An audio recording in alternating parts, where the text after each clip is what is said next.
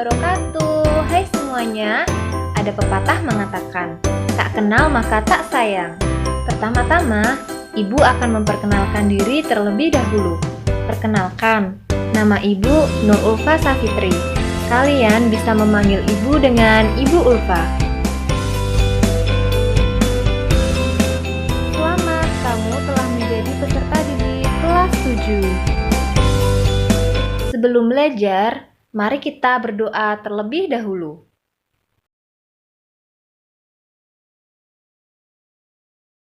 Kali ini, kita akan membahas materi objek IPA dan pengamatannya. Saatnya kamu mempelajari lebih dalam lagi tentang benda-benda yang ada di sekitarmu. Benda-benda yang ada di sekitarmu dapat dipelajari melalui mata pelajaran Ilmu Pengetahuan Alam atau IPA. IPA adalah suatu kumpulan pengetahuan tersusun secara sistematis dan dalam penggunaannya secara umum terbatas pada gejala-gejala alam. Pada bab ini, kamu akan mempelajari apa yang diselidiki dalam IPA, bagaimana melakukan pengamatan, mempelajari pengukuran sebagai bagian dari pengamatan.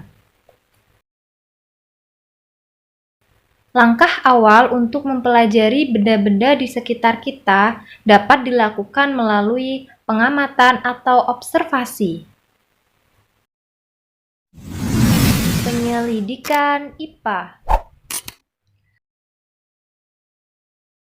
Mari kita mengamati teman yang ada di dekatmu.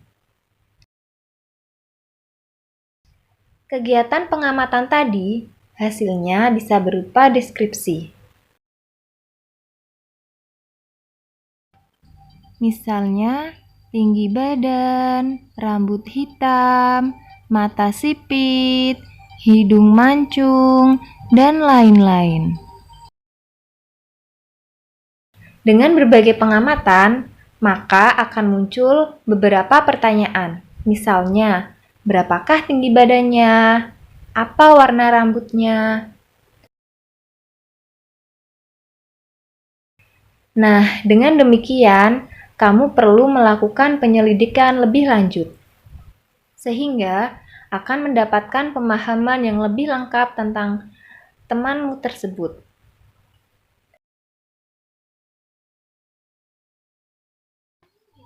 Penyelidikan ilmiah IPA. Penyelidikan ilmiah IPA melibatkan beberapa proses yang harus dikuasai. 1. Pengamatan. Kegiatan pengamatan dilakukan dengan menggunakan panca indera, termasuk melakukan pengukuran dengan alat ukur yang sesuai. Pengamatan dilakukan untuk mengumpulkan data dan informasi. 2. Membuat inferensi. Merumuskan penjelasan berdasarkan pengamatan, atau merumuskan data dan informasi yang sudah kamu dapatkan. Penjelasan ini digunakan untuk menemukan pola-pola atau hubungan antar aspek yang diamati dan membuat perkiraan. Misalnya, mengapa pohon bisa tumbuh?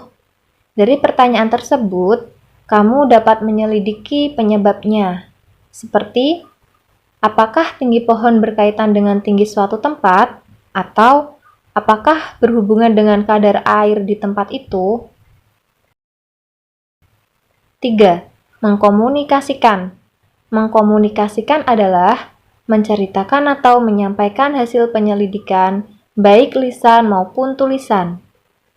Hal yang dikomunikasikan adalah data yang diperoleh dari hasil penyelidikan.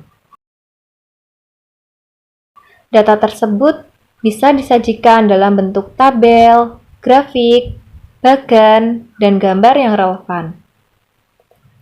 Keterampilan yang dilakukan dengan cara melakukan pengamatan, membuat inferensi, dan mengkomunikasikan, maka kamu dapat mengetahui bagaimana mengumpulkan fakta, dan menghubungkan fakta-fakta untuk membuat suatu kesimpulan. Keterampilan ini juga merupakan keterampilan belajar sepanjang hayat yang dapat digunakan. Bukan hanya untuk mempelajari berbagai macam ilmu, tetapi juga dapat digunakan dalam kehidupan sehari-hari. Kegunaan belajar IPA.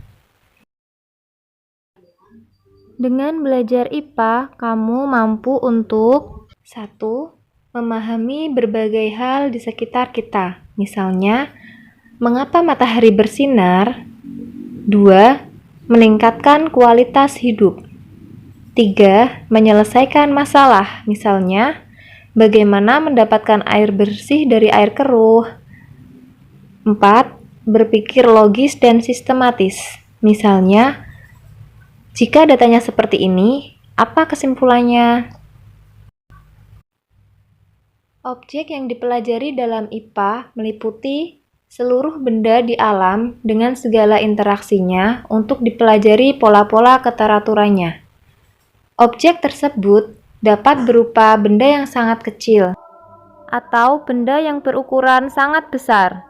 Misalnya, bakteri, virus, partikel atom, serta bumi, lautan, matahari, dan benda-benda luar angkasa.